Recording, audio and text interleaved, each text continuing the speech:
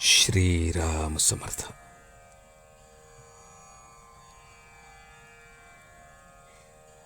नामात राहणे म्हणजेच मरणातीत होणे. मुलगा आजारी पडला तर माणूस देवाला नवस करून त्याला जगवायचा प्रयत्न करू लागतो. जगला तर देवाला अर्पण करीन म्हणतो. अर्पण करणार म्हणजे आपलेपणा सोडणार. मग तो आज मरण पावला तरी कुठे बिघडले. मुलगा जगावा असे वाटते ते आमच्या सुखाकरताच. एक दिवस हा जाणारच हे ज्याला खरे पटले तो नाही देवाजवळ असे मागणार. जन्म मरणाच्या फेऱ्यातून सुटावे हे मागून घेण्यापेक्षा मरण चुकवावे हे म्हणणे किती वाईट आहे. खरा भक्त तोच की ज्याला संताजवळ किंवा देवाजवळ काय मागावे हे बरोबर समजते. मरणाला जे कारण झाले ते चुकवावे. मरण येणार हे नक्की ठरलेलेच आहे, मग ते चांगले यावे असे नाही का वाटू. ज्यानंतर पुन्हा जन्म नाही ते चांगले मरण. जो मरतो त्याचा आपण शोक करतो, देव आज लोपला असे म्हणतो, ते आपल्या स्वार्थापोटीच. स्वतःला विसरणे, मी कोण हे न जाणणे हे मेल्याप्रमाणेच आहे. याकरता आलेली संधी वाया जाऊ देऊ नये. बुद्धी जोवर स्थिर आहे तोवर कार्य साधून घ्यावे. आजची बुद्धी उद्याला टिकत नाही असे आपले चालले आहे. संकल्प विकल्पांनी आपण बेजार होतो. तेव्हा ज्या वासनेत आपला जन्म होतो ती वासनाच भगवंताच्या नामाने मारून टाकावी. नामात राहणे म्हणजेच वासना मारणे, म्हणजेच मरणातीत होणे. भगवंताचे होऊन राहणे हाच मरण टाळण्याचा खरा उपाय आहे. काळाचाही जो काळ त्याला ओळखल्यावर मरणाची भीती कसली. ज्ञानी नाही मरणाची काळजी करत. नुसते जिवंत राहणे हे काही खरे नव्हे. जगणे हे काहीतरी हेतूसाठी, ध्येयासाठी असावे. जगून भगवंताच्या अनुसंधानात राहावे. भाग्याचा दिवस तोच की ज्या दिवशी नामस्मरणामध्ये देहाचा अंत झाला. वास्तविक आम्ही दररोज जगतो आणि मरतो. एकदा निजला आणि पुन्हा जागा नाही झाला की तेच मरण. झोप हे एक प्रकारचे मरणच आहे. एवढ्याकरता झोपी जाताना नामस्मरण करत करत झोपी जावे, म्हणजे उठतानाही नामस्मरणातच जाग येईल.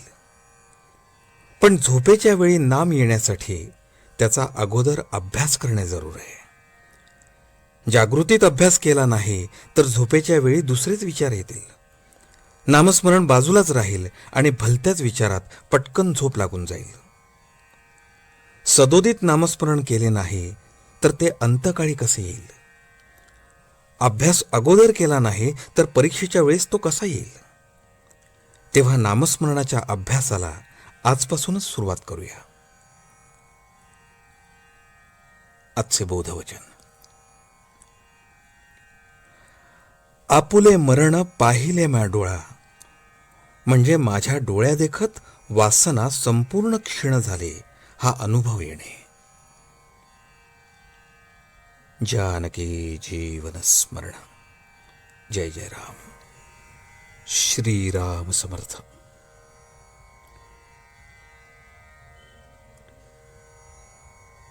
अभिमान रहित राहिल्याशिवाय भक्ती करता येत नाही.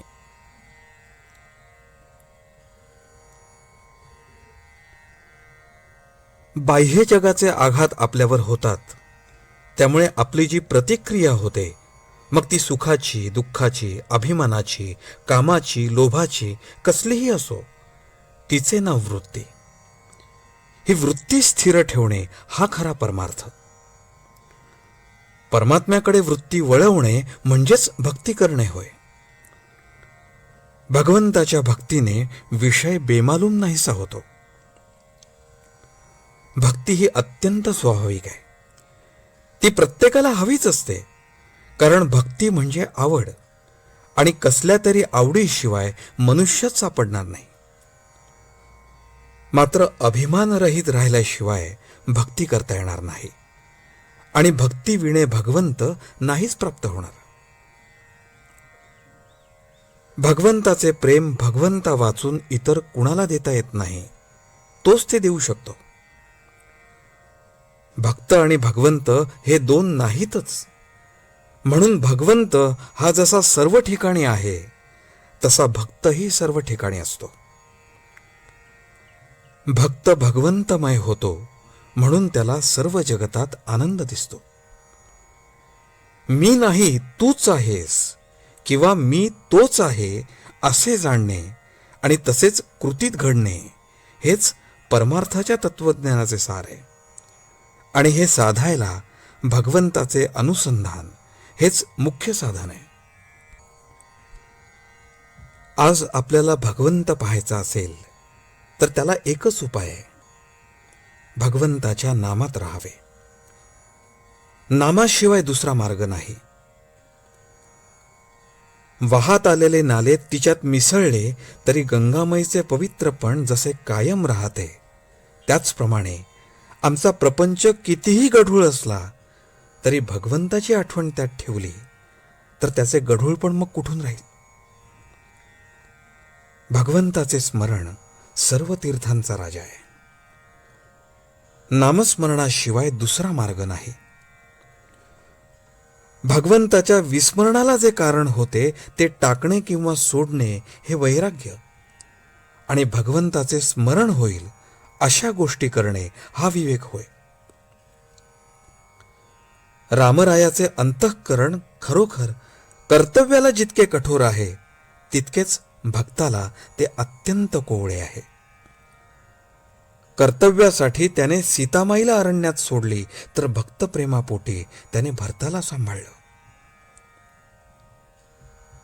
माझे सांगणे जितके आचरणात आणाल तेवढेच कामाला येईल. सगळ्यांनी नामस्मरण करा. नामस्मरणासारखा दुसरा कल्याणाचा मार्ग नाही. जे सहज आपल्या जवळ आहे, अत्यंत उपाधिरहित असून कुणावर अवलंबून नाही, असे जर काही असेल तर ते भगवंताचे नाम आहे. शुद्ध मनाने आणि शुद्ध अंतःकरणाने जो ते घेईल, त्याचे राम खरेच कल्याण करील. आजचे बोधवचन. सर्व सृष्टी रामरूप दिसणे हेच भक्तीचे फळ आहे. जानकी जीवन स्मरण, जानकी जीवन स्मरण. जय जय राम.